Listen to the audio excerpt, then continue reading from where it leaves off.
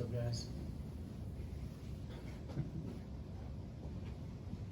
Why is it, and it may be just my perception, that Scott Drew is maybe one of the most underappreciated coaches in the Big 12, if not, among good coaches in the country?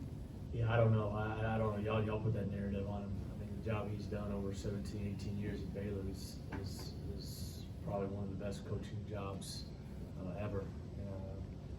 The level, how he has sustained success over 17 years is incredible. And he's done it the right way, handled himself the right way, great humility. He's had terrific players through there. He's actually changed the way he's played this year from a defensive standpoint. Not that they don't play the zone, but you're talking about limited possessions. He's a guy, I talk to from time to time, reach out to, and he's been really good to me. I know his brother well, and so his dad actually texted me after we won the Big 12 championship last year, which I never talked to Homer before in my life, and so that was cool. They got a good family. He's done an unbelievable job, and he's got his team. I don't know what other 2 or 3 in the country, probably one, two. He's done a terrific job, and so I don't know. That's the narrative. I guess you, not saying you personally, but just that, for whatever reason, people have said, I guess, over the years. But I've never seen that. I think he's creative defensively, zone, triangle and 2 at times, bat and pass. Offensively, he's again had really good players and really does a great job of highlighting those guys. And so he's had a great run. I know we probably paid more attention to starting lineups than it's worth, but if you'll indulge me for a couple here. You historically do not seem to like to change your starting lineup, whether you go back to Solo's freshman year, to last year, to now this year. Took a while. What's your thinking on when to pull the trigger, or why maybe you couldn't do it when your fans are screaming at you Yeah, a few weeks earlier? They scream at me all the time, really since a couple of weeks after I got it. That's just part of it, but I think one of my greatest traits, if you ask people, is I think I'm loyal, from a standpoint and from to where I want to continue to try to give confidence, to where until I know, hey man, this is probably the best thing. I don't want to, change things too early. Sometimes it's worked out, sometimes it hasn't, to where hey, you need to make the change. To where I thought Solomon played his best game of the year from a standpoint of the way he competed. I don't know statistically if it was, but his competitiveness against Doolittle, the way he flew around and competed, even his jump hook he made in the first half, the pace that he did it with was just different. And so, everybody has their own reasons. Sometimes changing is better. Sometimes being able to stay the course is better. There's no rhyme or reason to it outside of, you want to try to continue to give those guys confidence until hey, we probably need to go this direction. I think when either we or fans talk about changing the starting lineup, people talk about it as pieces rather than you moving a person in and out of that lineup. Yeah. What's the locker room dynamic of navigating a starting lineup change? Even if a guy takes it well, it's still going to be perceived and probably is a demotion to some degree. Yeah, like I talked to Solomon. When I met with Solomon, it was more about, hey, you got to handle this the right way because we need you. We need the things you bring to the table when you're right. And to his credit, man, he's handled it great. Like I said, he really responded well. And this is a game against Baylor where, we're going to need his physicality and size against Gillespie and Clark and Vital, and those guys. And so, but that's the thing, they are people. They are 18 to 21, 22-year-old kids, and I'm always going to try to look out for their best interests. That's how I've always been. That's what's important to me, regardless of what everybody says about me.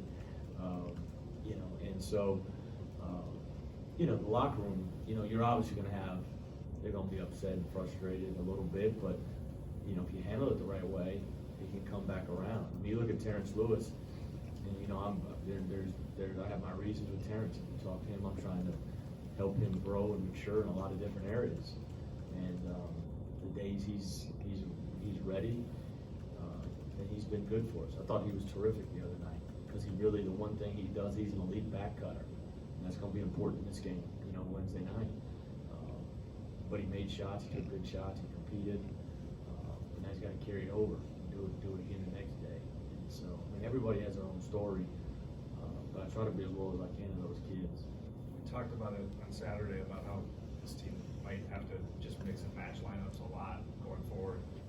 How much of an opportunity is it for Solo, who obviously is gonna be the highest profile change, if he sets a positive example for being able to take a different role or be able to have your playing time be more variable throughout the locker room when he's a 4-year guy?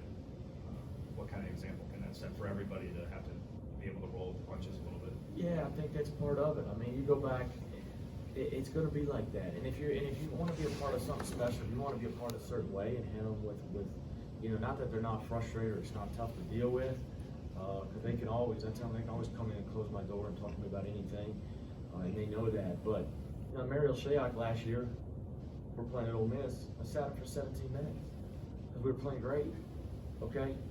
And he texted me after the game saying, "Hey man, coach, I get it, I'll be ready to go, so hopefully this can show everybody, be an example for everybody." And so I think Solomon, the way he handled it was a great example. I mean, he was into the game. There's a great picture of Zion dunking at the end, Solo's screaming up, and that's how you have to be. And because this team, there is certain games that, we went small with that group and they were really good in the first half for us. After they weren't early, but I stayed with them and then they kind of flipped the tide of the game and we were able to take off and play really well. And so, every game's going to be so different, to whether you need physicality, do you need defense, do we need to spread the floor as best we can. And guys just have to buy into that. When you do that, man, it makes things obviously for the coach, but it gives us a chance to be good. Iowa State hasn't had it, I'm sorry. You go ahead. Iowa State hasn't had a ton of success at Baylor recently, and it's predates you. Way back when. No, it does. Yeah, I mean, I know this shoot. Okay. Too. So I know I wasn't shocked. Anyway, of the games that you've played down there, which one annoys you the most? Shoot, I think we've lost every game on a possession, haven't we? I mean, pretty much. 4 years of that, I think every game came down last possession. Maybe one game, at the end. Oh man, I could go back to our first year here. I mean, we had it. I think Nader shot it really, really well down there that year. Then, the second year, obviously the third year may have been a little different, but the third year we played well for stretches. And then last year, I know my second year, I know LeCompte made a big play at the end of the game to win it. And then I know last year, they made a big play, and then, you got to watch the replay on that, But wink, wink. Man, we played 3 really, really good games down there, and so hopefully this one we can get over the hump. The maddest you got after one of those games, I went back and looked at the clips. You were pounding the table. It was the game where you guys inbounded the ball and took off running, and then the ref stopped the play. You remember that? Yeah, that was Montana's senior year. Okay. Yeah. So we're playing off a live break, and I don't know, maybe it has to be having me my second year in the conference championship game. They stopped them too, but we're in a live break, either down 1-2, tied, whatever, and they make us go dead ball now to go to length of floor. So that was tough. But now you're going against a set defense instead of Montana against a broken defense. But there's a couple possessions in both those games. Obviously, as a coach, you look back, which could have been different. But we've had really good games down there. We've been really competitive, and so I expect the same thing Wednesday. Talked a little bit about those areas you're helping Terrence try to grow in. What are they, and just what have you seen from him over the last month? Because it seems like there have been a couple of big opportunities that he's had and tried to make the most of.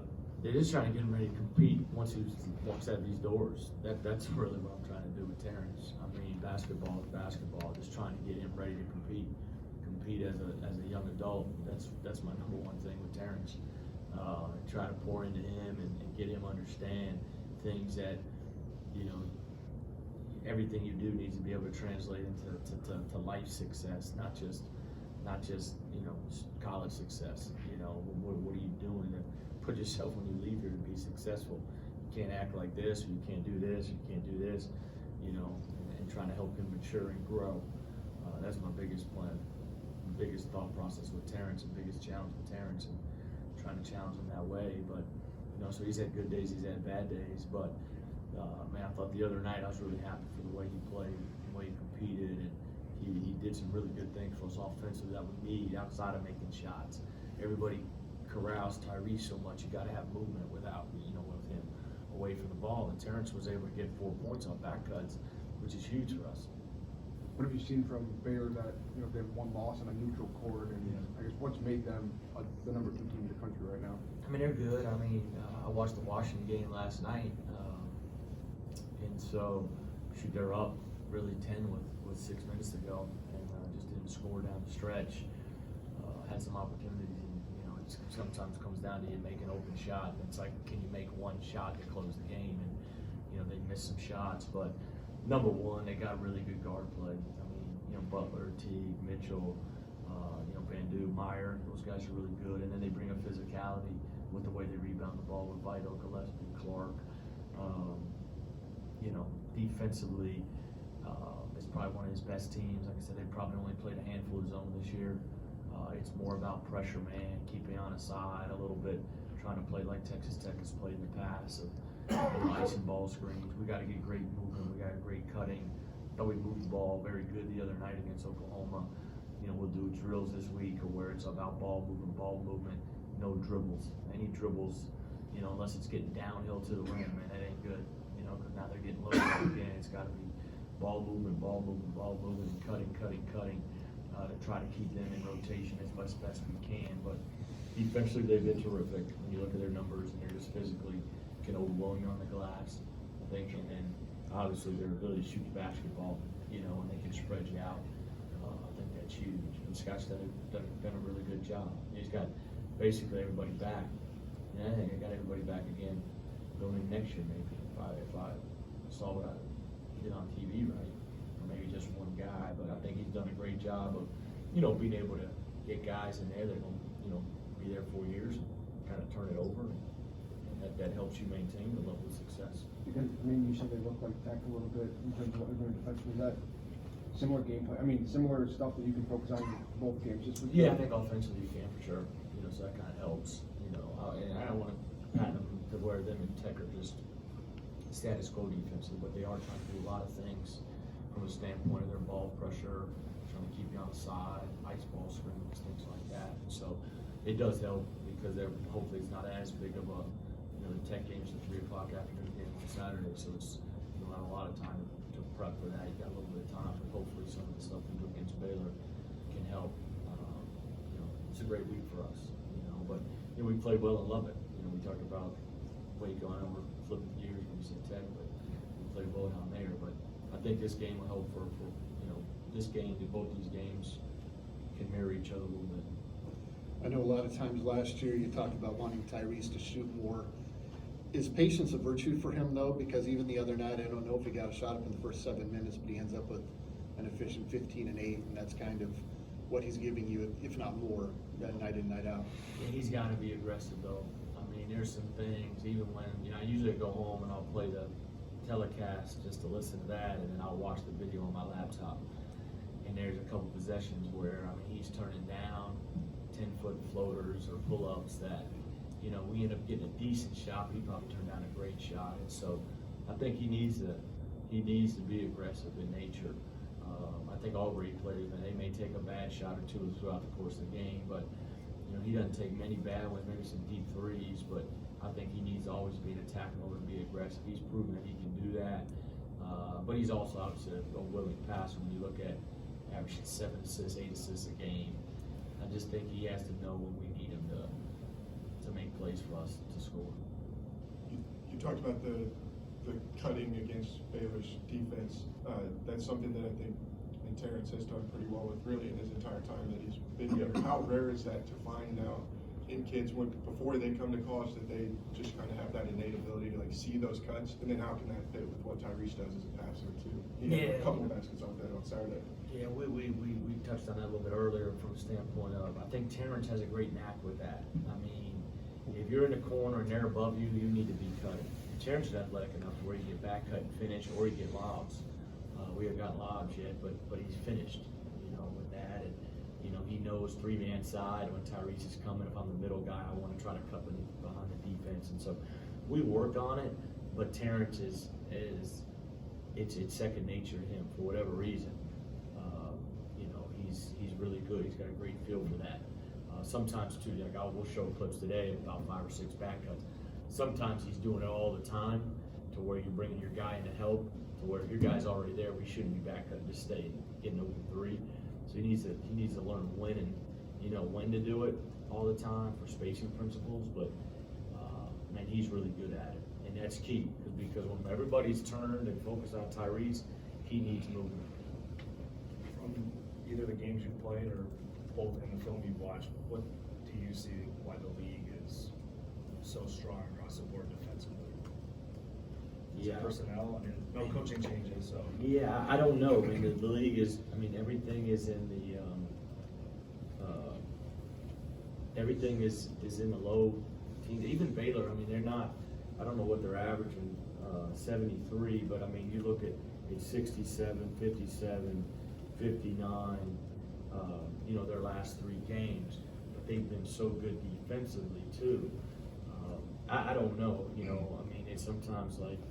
You know, hey, you know, Baylor's kind of went away from the zone a little bit and took some maybe I won't say Texas Tech principles, but they're playing.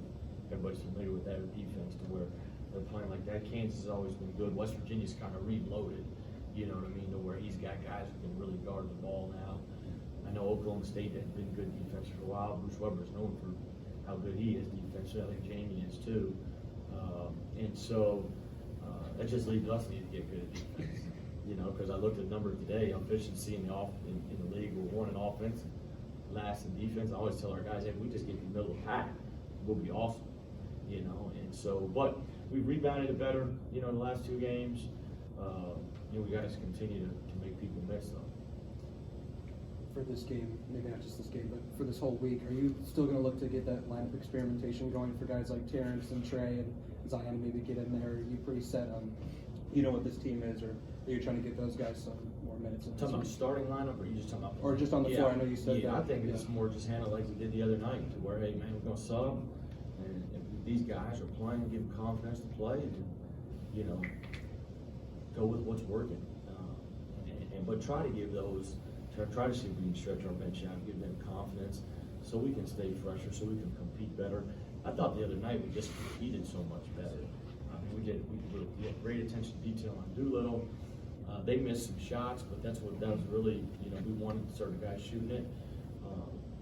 But man, our energy was great. Our energy was great. Our ball movement was really good, and our pace was good. And so, yeah, I don't think we're trying to change anything. Just kind of go how we went, kind of feed off the other night. And that doesn't mean that the bench goes in and plays well, then roll with that. If not, then you go back to, you know, to the beginning and go from there. Thank you. Thanks, guys.